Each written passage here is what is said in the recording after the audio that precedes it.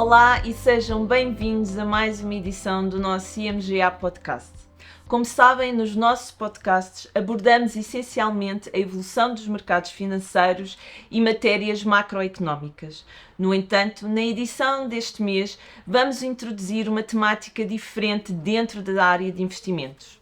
Nesse sentido, convidamos o nosso responsável da área de fundos de capital de risco, Tiago Roquete Geraldes, para nos ajudar a perceber o que são este tipo de fundos e quais são as suas especificidades.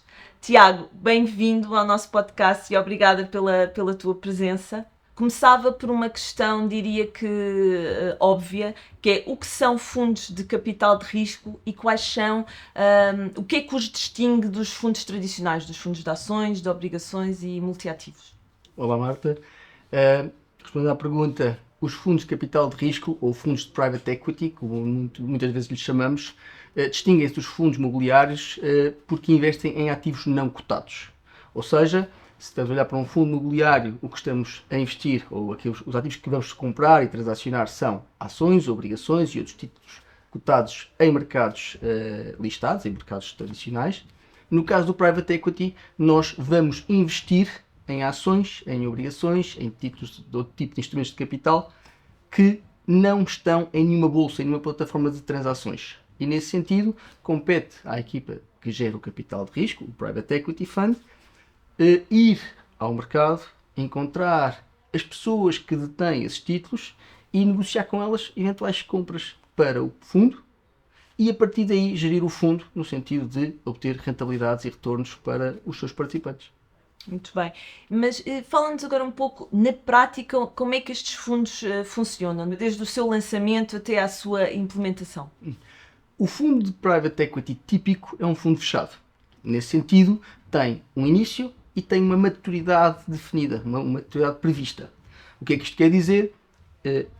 A equipa que o gera, portanto, a equipa que propõe gerir o fundo e que vai angariar capital para esse fundo, passa primeiro por um período de definição daquilo que é a tese de investimento do fundo, de definição daquilo que vai ser a forma como vai participar e atuar junto das suas participadas, define também os targets de rentabilidade e depois então, tendo definido a tese de investimento do fundo, vai procurar capital. Quando registra o fundo junto do regulador, então fica autorizada a procurar capital para esse fundo. Nessa altura estamos no período de subscrição. É um período em que se vão recolhendo ordens de subscrição, em que a equipa vai começando a preparar aquilo que são os targets, os alvos que pretende adquirir e, uma vez recolhido o capital necessário, vai começar a empregar esse capital, vai começar a investir nas empresas que selecionou e que entende que serão as melhores para integrarem o portfólio de fundo e para depois gerarem rentabilidades futuras. Há um momento em que esse período de subscrição fica fechado, portanto, deixa de ser possível subscrever mais unidades de participação no fundo, e a equipa, então, terá que continuar o processo de investimento até chegar ao montante que foi entregue ao fundo e, uma vez totalmente empregue esse capital, passará a uma fase distinta, que é a fase de acompanhamento e, eventualmente, desinvestimento. O que é que isto quer dizer? Estará a trabalhar com as participadas e com as equipas de gestão de cada participada para que o valor dessas participadas aumente. Isto é, na expectativa que 3, 4, 5 anos depois, o valor dessa empresa tenha subido consideravelmente, encontre então compradores para a posição que o fundo tem e, após a venda, realiza liquidez. Porque é que tem que ser este prazo? Porque, definitivamente, o fundo vai ter que liquidar as suas posições antes da maturidade prevista e entregar todo o capital realizado aos seus participantes. Isso acontece tipicamente naquilo que chamamos a liquidação do fundo e, dessa maneira, fica encerrado o ciclo daquele fundo. Isto são os fundos fechados. Hoje em dia já temos outros formatos. Existem fundos de private equity abertos. Os primeiros foram lançados há relativamente pouco tempo nos Estados Unidos, que pretendem fazer uma espécie de um fundo de private equity que fica sempre aberto e sempre, vamos chamar, em contínuo. Ainda não há muitos. E em Portugal não estão disponíveis. Existe também um formato europeu que se está a lançar neste momento, que se chama os LTIFs, e esse formato deverá permitir um nível de diversificação maior e outro tipo de características que permitirá eventualmente um processo um bocadinho distinto. Ainda assim, esse formato provavelmente vai ser cada vez mais conhecido e tem características que valeria a pena conhecer. Muito bem. Nesta última questão, mencionaste estratégias e temas. Que tipo de fundos temos dentro desta classe de ativos? O private equity, ou o capital de risco, pode investir literalmente em tudo o que sejam ativos financeiros que não estejam cotados. Isto são muitas coisas. Isto é, nós podemos designar cerca de 4 a 5 classes macro dentro do private equity, em que uma delas é o chamado private equity típico, aquele que investe em empresas maduras ou em empresas que já existem há algum tempo e com um histórico e com um tipo de atividade já estabelecido e pretendem entrar no capital dessas empresas, melhorar aquilo que é a performance dessas empresas e depois vender as participações que foram compradas no início. Isto é private equity. Depois há uma área que se chama venture capital, que não é mais do que o objetivo é o mesmo, mas aí estamos centrados em empresas que acabaram de começar. Early stage venture capital quer dizer quase às vezes comprar empresas ou partes de empresas que ainda nem sequer fizeram receitas. Às vezes late stage venture capital tem a ver com, vamos comprar empresas que já têm receitas, mas ainda não conseguem chegar a break-even. Ou que já têm um plano bastante definido, ou qualquer tipo de característica muito importante, às vezes patentes, outras vezes contratos com grandes empresas, outras vezes outro tipo de acordos interessantes, e que nos fazem acreditar que ela se vai expandir e que vai ser uma empresa muito interessante no futuro. Chamamos isso investimento em venture capital. Outros setores ou outras macroclasses do private equity são private lending. No fundo é, em vez de comprar ações, estamos a comprar instrumentos de capital que tipicamente designaríamos por dívida ou quase capital. Estamos a comprar distressed loans, e agora peço desculpa, portanto, empréstimos, vamos dizer, de empresas em situações um bocado em risco, ou estamos a fazer financiamentos específicos ou projetos específicos que têm um risco superior, ou outro tipo de empréstimos a empresas que os pretendam obter e que tenham tipicamente um perfil de risco superior àquilo que a banca aceitaria. Existe também private equity de real estate, ou seja, estaríamos a investir em projetos de desenvolvimento imobiliário, quer seja comercial, quer seja residencial, o que for, mas aí estamos a falar de literalmente financiar projetos que no fim vão gerar centros comerciais ou parques de logística ou um empreendimento residencial e portanto acabam literalmente com a venda aos moradores, aos novos inquilinos, o que for, e nessa altura liquidamos o fundo, mais uma vez realizamos mais-valias. Há mais uma classe que curiosamente agora em Portugal tem algum peso, que é infraestruturas. Isto é o quê?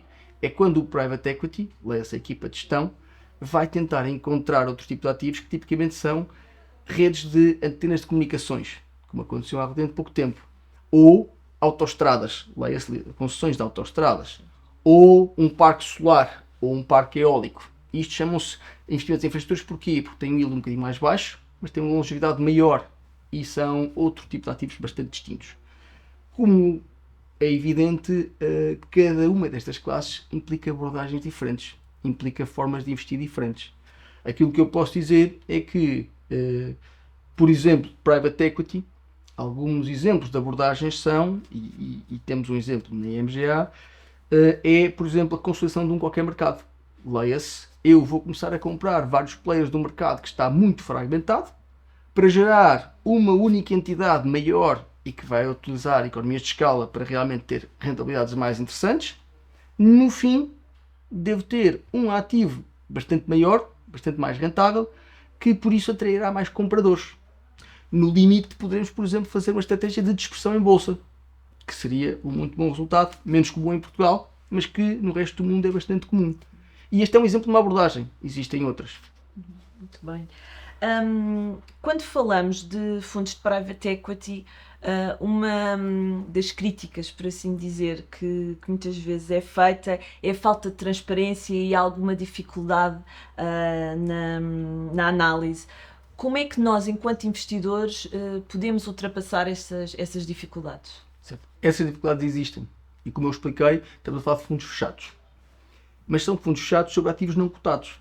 Ora, se eu tiver a fazer um investimento num fundo imobiliário, eu tipicamente consigo perceber mais ou menos como é que as bolsas estão a comportar, porque é que a taxa de juros subiu ou desceu. Ou seja, há indicadores públicos, até na internet, em vários sites, que nos dão uma ideia de como é que aquele ativo em que eu investi, em que o fundo investiu, se está a comportar. Certo. No caso de capital de risco, ou private equity, realmente os ativos não estão listados em lado nenhum. Logo, o seu preço não vai aparecer a mudar numa base diária ou semanal ou o que for. Pelo que cabe à gestora comunicar com os seus investidores de forma competente e clara o que se está a passar no portfólio. E nesse sentido é um trabalho de comunicação das gestoras que cada gestora terá a sua forma de trabalhar e o fará como entender melhor. No entanto, é preciso perceber que alguma dessa opacidade não é necessariamente má, no sentido em que é por estarmos a falar de ativos um bocadinho menos líquidos que eventualmente conseguimos boas oportunidades. Certo. E portanto estamos a deslocar-nos, estamos a movimentar-nos num mundo mais ilíquido, menos se calhar visível em termos de preço, mas se calhar por aí também mais capaz de gerar oportunidades. E é esse um dos grandes intuitos do capital de risco. É ir ao mercado, ter com um conjunto de potenciais vendedores de ativos financeiros, leis, ações, obrigações estamos a falar de empresários, estamos a falar de equipas de gestão que gerem empresas, e conseguir ir buscar as oportunidades certas. E isso é a razão pela qual as taxas de retorno previstas, pelo menos à partida, cada um depois terá a sua rentabilidade, terão que ser maiores que o mercado listado. Voltando um bocadinho atrás, acredito que, por força de alguns novos formatos, como são os altivos que estão agora a começar, esse problema vai ser mitigado, no sentido em que são fundos tipicamente maiores, a quem se exige um grau de diversificação mais elevado, e nesse sentido o grau de opacidade pode ser um fator de menor ansiedade, no sentido em que o investidor está investido num portfólio largo de ativos. Já agora, nesse tipo de fundos, por indicação do próprio regulador europeu, estão criadas regras que fazem com que este tipo de ativos esteja disponível para investidores de retalho. E, portanto, o próprio regulador criou as regras que fazem com que o seu nível de risco provavelmente seja um bocadinho inferior, para que depois esse tipo de fundos fosse proposto a investidores de retalho. Logo, penso que por aí algumas novidades aparecerão que depois tornarão a classe mais fácil, se quisermos dizer assim. E pegando um bocadinho nisso, na tua perspectiva, quais são as vantagens e desvantagens deste tipo de fundos e também os principais riscos? Porque provavelmente quem nos acompanha acaba por não seguir tanto esta classe de ativos, portanto seria importante aqui perceber também estas dinâmicas. Para que fique claro, este fundo ou estes fundos vão investir em empresas. Portanto, o risco é exatamente o mesmo que o empresário corre quando cria uma empresa, quando investe numa empresa. Que é o risco dessa empresa, por uma razão ou por outra, não ter o crescimento e o rendimento esperado. Na pior das hipóteses, é o risco dessa empresa pura e simplesmente correr menos bem e por isso vir a ter um valor zero. Ou seja, uma falência, qualquer evento de perda de capital. E eles provavelmente existirão, mas é por isso que nós temos um fundo e é por isso que temos um conjunto muito largo de investimentos, ou seja, um fundo terá 20 ou 30 ou 40 participadas, tipicamente, não vai ficar focado num ou dois, portanto há um efeito de diversificação. E nesse sentido é um risco, e é esse o risco que estamos a tomar, mas a diversificação num capital de risco funciona como funciona um fundo imobiliário. Se eu tiver as minhas apostas espalhadas por um conjunto de ativos, eles têm um nível de descorrelação, eles têm um nível de comportamento que depois permitirá que não se tenha o risco muito centrado num ou noutro ativo. Mas é este o risco que estamos a tomar. Depois, quais são as oportunidades? Aquelas que eu já referi. Nós pretendemos ir buscar oportunidades interessantes ao mercado de líquido, a preços que nós entendemos que permitem um bom potencial de valorização, e esse potencial de valorização target vai ser sempre acima dos 10, 15, 20%. Depois, dependendo de cada fundo, terá níveis diferentes. Mas os fundos de capital de risco deveriam posicionar-se numa lógica de risco-retorno acima dos fundos imobiliários. São fundos com algum risco, é verdade, com alguma iliquidez, mas por isso mesmo pretendem ter uma rentabilidade superior. Voltamos a dizer que qualquer investidor terá a sua própria carteira e quererá construir essa carteira. Não estamos a dizer que qualquer investidor deveria ter a carteira centrada em capital de risco. Seria pouco correto da nossa parte. E nesse sentido, será a parte da carteira reservada a produtos mais ilíquidos, mas com maior expectativa de retorno. Muito bem. Falando agora um bocadinho da situação atual e um bocadinho das perspectivas futuras da indústria, e nomeadamente o facto de teres referido os LTIFs, que acabam por ser um desenvolvimento recente nesta classe de ativos, que tendências e que desafios identificas? Muito bem. Quanto às tendências, e se verificarmos os números dos vários da última década, se calhar também por causa do todo aquele panorama de taxas de juros que vivemos nos mercados desenvolvidos, esta classe de ativos tem crescido de forma exponencial e cresceu até 22 de forma exponencial. Porque havia taxas de juros baixas, as pessoas procuravam rentabilidade e depois este era um caminho que fizeram para ir buscar essa rentabilidade. E é uma tendência que, se é provável que em 23, 24 venha a corrigir um bocadinho em termos de montantes na indústria, o momentum está lá. E, portanto, esperamos que continue a crescer. Até porque, de facto, quer nos Estados Unidos, como na Europa, como noutros países também da Ásia, estão a ser criados formatos que deverão democratizar esta classe de ativos. Ou seja, o aparecimento de um formato chamado LTIF não é inocente. A indústria compreendeu que estava realmente, o seu crescimento estava cimentado naquilo que eram os grandes investidores, naquilo que eram os endowments de universidades, naquilo que eram os fundos de pensões, os fundos supranacionais e todo esse tipo de investidor institucional que colocava grandes montantes neste tipo de ativos, mas que já correu esse caminho, dentro daquilo que é possível, e que deverá então encontrar outros segmentos de mercado, de investidores, que possam também ter a sua parte nesta classe de ativos. O LTIF aparece recentemente, porquê? Porque o regulador europeu entendeu que, bom, já que existe a procura, vamos tentar criar algo que possa realmente ser adequado a um segmento mais baixo, se quiserem, de menores recursos. E nesse sentido, essa evolução só vai contribuir também para o crescimento nos próximos anos desta classe de ativos. Portanto, as tendências são claramente de crescimento a nível global.